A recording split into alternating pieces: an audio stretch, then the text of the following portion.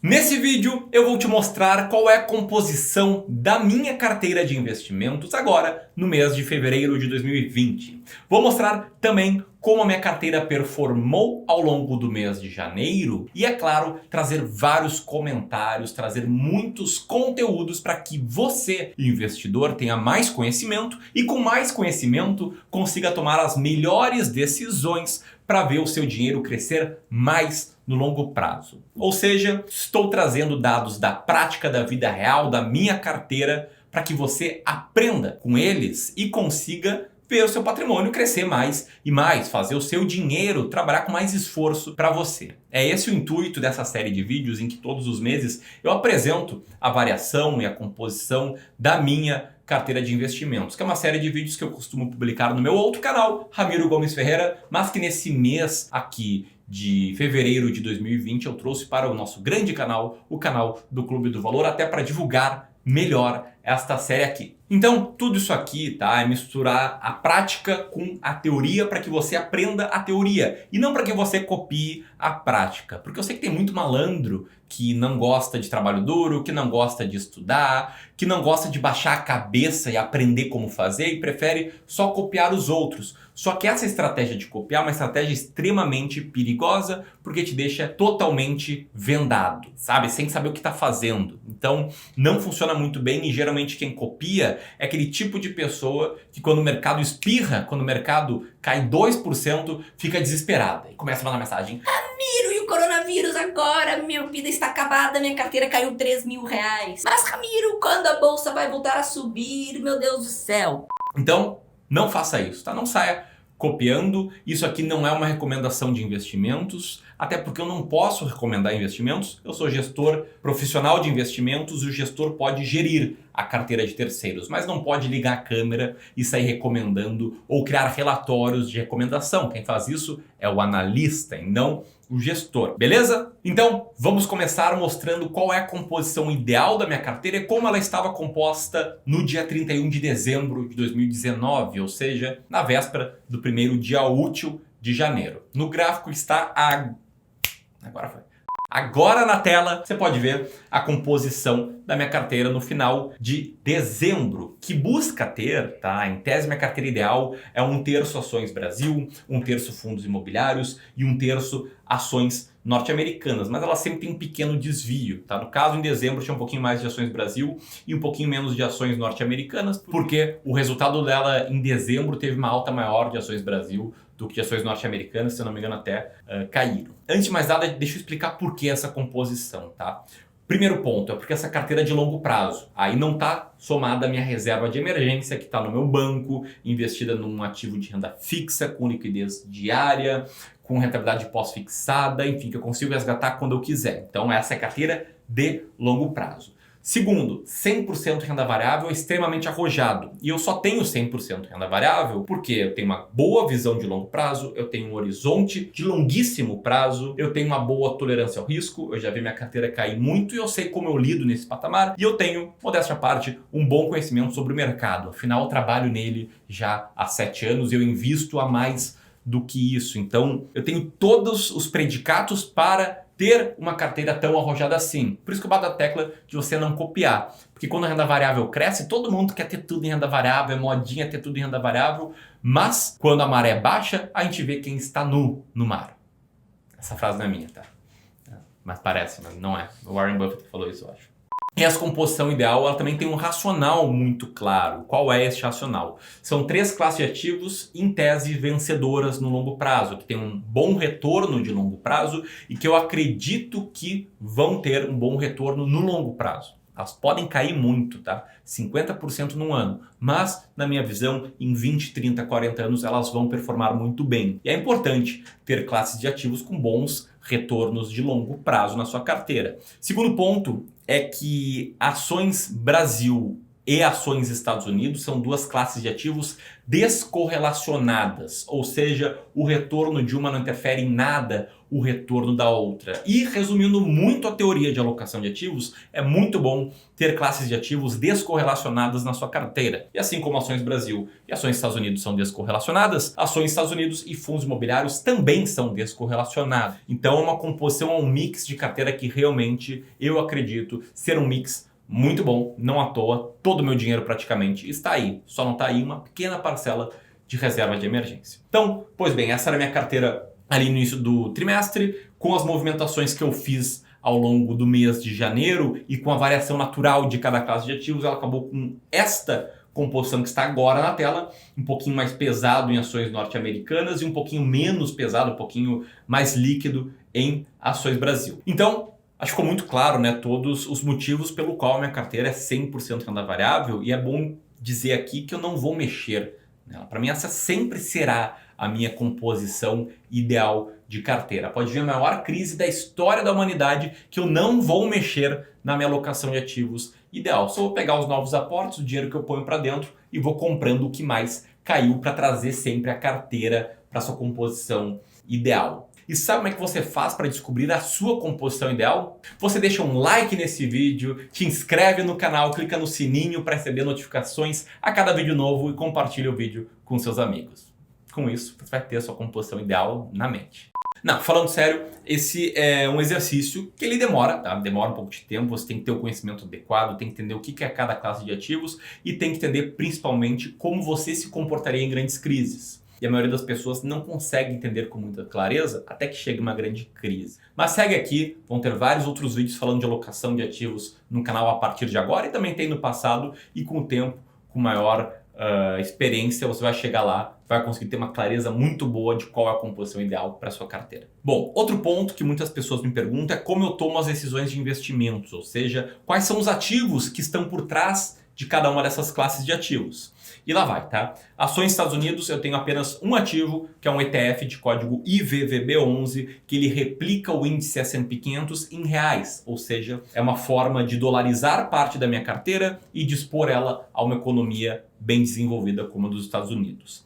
Em fundos imobiliários, se tivesse um ETF com bastante liquidez que replicasse o índice de fundos imobiliários, eu também investiria neste ETF. Mas como não tem, eu tenho aí 21 diferentes fundos imobiliários que compõem essa minha carteira. E 21 não é à toa, tá? Eu tenho 21 fundos imobiliários e 20 diferentes ações, e esse é um número que eu acho muito próximo do número ideal para uma carteira bem diversificada dentro de cada classe de ativos, porque existem duas camadas de diversificação. Diversificação extra classe, né, que é a composição da minha carteira que eu te mostrei, 33% em cada classe de ativos, e diversificação intraclasse, que é como você diversifica, né? Você monta a sua carteira dentro de cada subgrupo. Então, ações nos Estados Unidos é só um ativo, porque esse ativo replica um índice que tem 500 diferentes ações. Ações no Brasil e fundos imobiliários, eu tenho que comprar diretamente várias ações, embora eu pudesse, em Ações Brasil, investir via um ETF também, replicando o índice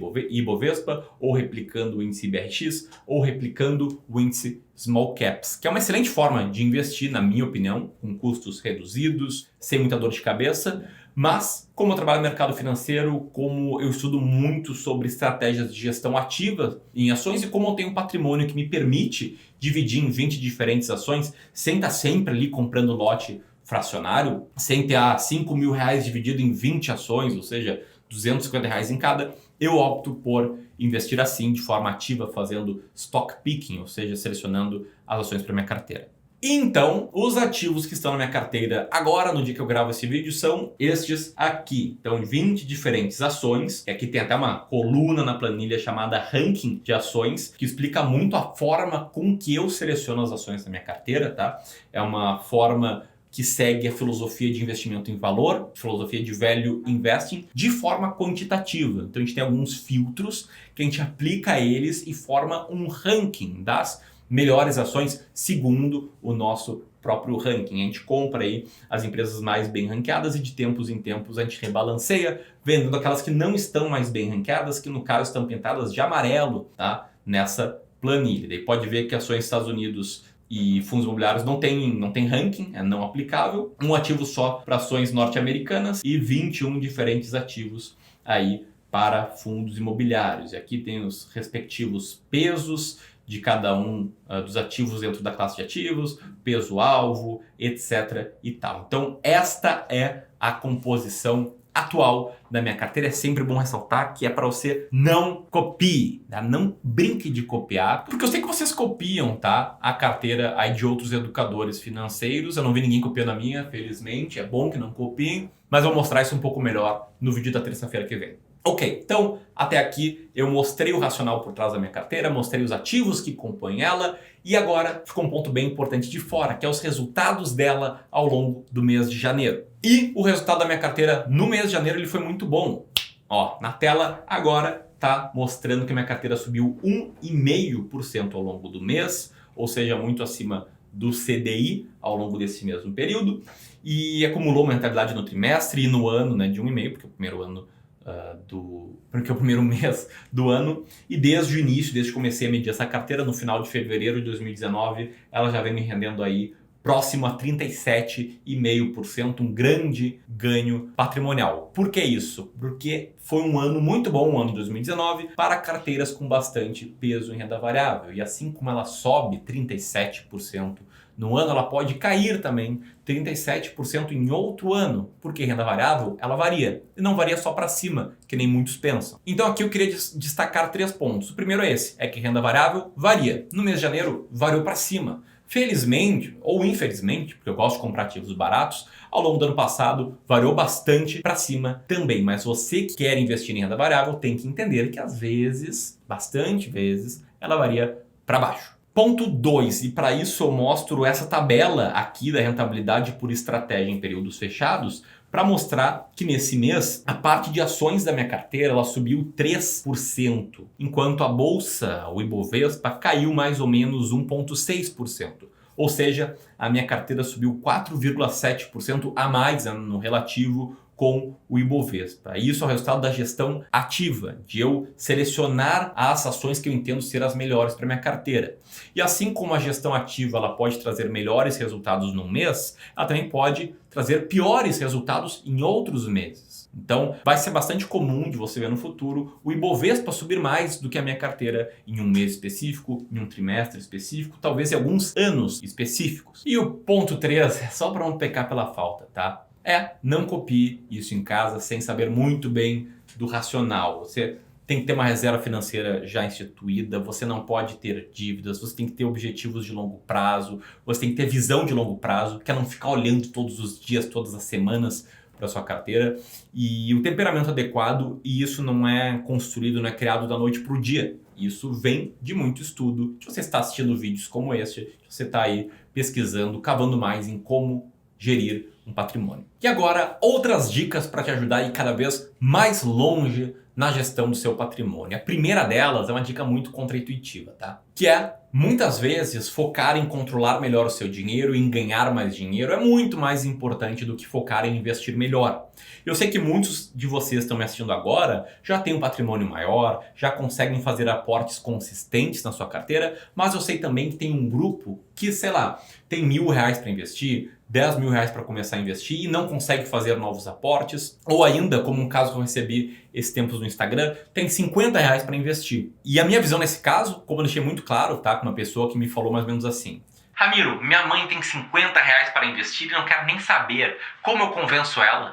Nesse caso, minha orientação é sempre para você focar em outros pilares na sua vida financeira, como ganhar mais e poupar mais. E até eu publiquei um post no Instagram esses tempos falando sobre isso, e você está vendo na tela agora, pode me seguir no Instagram, @RamiroGomesFerreira, para entender um pouco melhor e ter mais conteúdos meus por lá. Bom, em resumo, tá? Os meus aportes, o dinheiro que eu coloquei para dentro da carteira é mais ou menos 75% do total de dinheiro que eu tenho lá hoje investido. Mesmo com a carteira rendendo 38% quase, desde que eu comecei a medir, ou seja, mais ainda no passado. Dica número 2. Longo prazo não se olha no curto prazo. E eu só trago o resultado mensal da minha carteira aqui no YouTube e de forma bem mais aprofundada na Academia do Valor, que é a comunidade das pessoas mais engajadas, as pessoas que estão mais compradas com a nossa missão aqui no Clube do Valor, mensalmente como fim didático, para mostrar exatamente as coisas como elas são. E lá na Academia do Valor eu também mostro as movimentações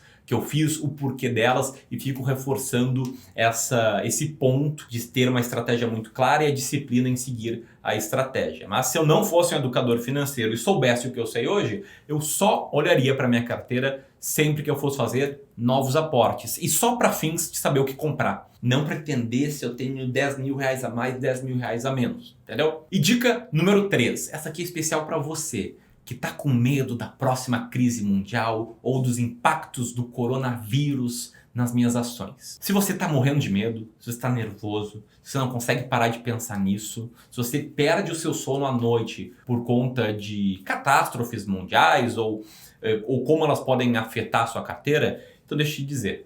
É muito claro, para mim, como educador, como gestor financeiro, que você tem uma exposição maior em renda variável do que você deveria ter. Então aí você tem que voltar a algumas casas, tá? Voltar a estudar um pouco mais o longo prazo, olhar um pouco o que aconteceu na história depois da Primeira Guerra Mundial, depois da Segunda Guerra Mundial, depois da crise de 2008, entender como os mercados tendem a reagir e no longo prazo, em janelas grandes, de 20, 30, 40 anos, se comportar muito bem. Porque se você fica nervoso com cada crise que aparece, e hoje é o coronavírus, que é uma lástima mesmo, ano que vem vai ser as eleições, no outro ano vai ser alguma coisa que vai acontecer que a gente não sabe o que é, mas se você ficar sempre nervoso com cada crise, com cada manchete que acontece, e quiser mexer na sua carteira, ou isso atrapalhar muito a sua vida, é um sinal muito claro de que você errou a mão. De que você está com muito mais renda variável, muito mais risco do que você deveria ter. E para quem está perguntando, Ramiro, que relatório lindão que tem ali o símbolo do Clube do Valor, eu quero um desses para mim.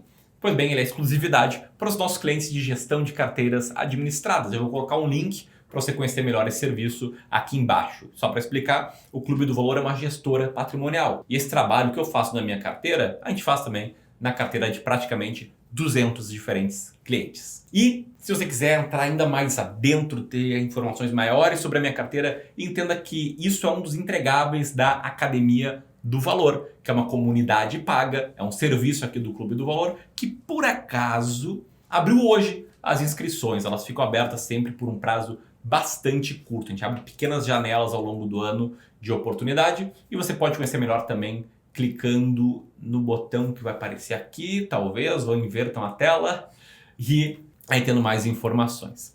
Tamo junto? Eras isso, então. Grande abraço e até a próxima.